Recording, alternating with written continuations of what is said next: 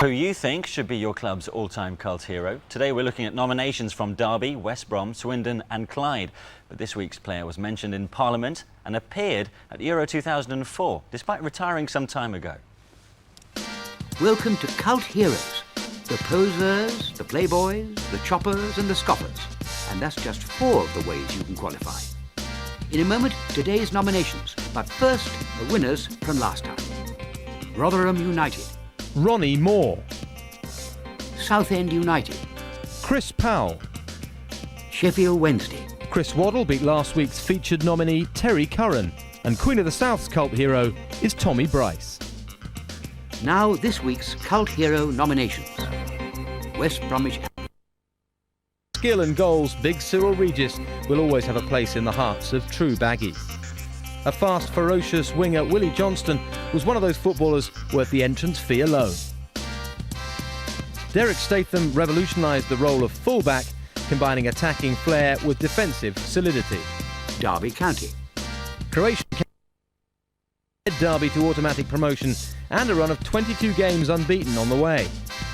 One of Robert Maxwell's gifts, Dean Saunders loved Derby and Derby loved him. Ted McMinn was a throwback winger. He had flair and skill in abundance. Swindon Town. One of the most skillful players of his generation, Don Rogers, scored 2 extra-time goals in Swindon's '69 League Cup win. Sean Taylor was a rock in defence when the Robins reached top-flight football for the first time. Striker Steve White scored 111 goals for the club, and he's this week's featured nominee. He's been speaking to Garth Crooks. Have you any idea why you're regarded as a cult hero? Well, that's a difficult question, Garth. Obviously I spent 8 fantastic years at this football club, and I think, in my very best days, I wasn't a bad player, perhaps. I must say, throughout my career, whatever club that I played for, I actually enjoyed talking to the supporters before and after the game, and I presume that's the reason why I had a bond with supporters of the clubs that I played for. He's always been a supporters player. No one ever put more effort into his matches for Swindon. 100% every time. He scored goals, he made goals, he's a nice person all round.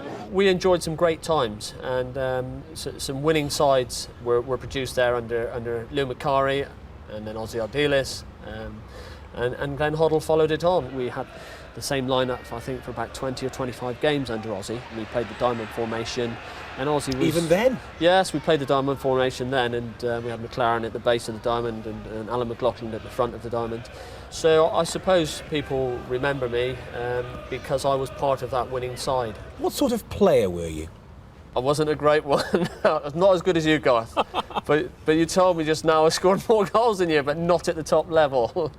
I was about 1 in 2.5, a goal every 2.5. Fantastic record. A great record, but you look at players nowadays, your Shearer and your Owen, and you look at their 1 in 2 records, and that is why they are where they are, at the very top. We noticed during the Euro Championships a banner in the game between Sweden and Bulgaria. I missed that game. Do you know what he said?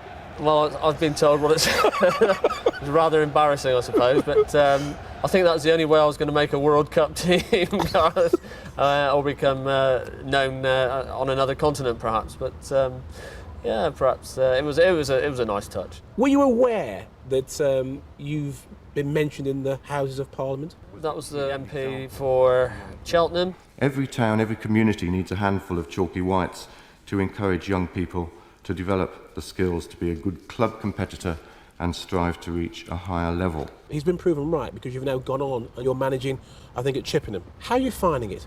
It's difficult. We're operating with a group of 14 players and a very small budget. And at this moment in time, it's been a magnificent effort by the whole team, by the whole club, to elevate us to the top of the league. When you look back on your career, what stands out for you? Obviously, getting over 200 goals was a major achievement. It's a great club. Yeah, absolutely, Garth. The 2 Wembley appearances obviously stand out, and the 2 Wembley victories. Those were just great days, and you can't take those away.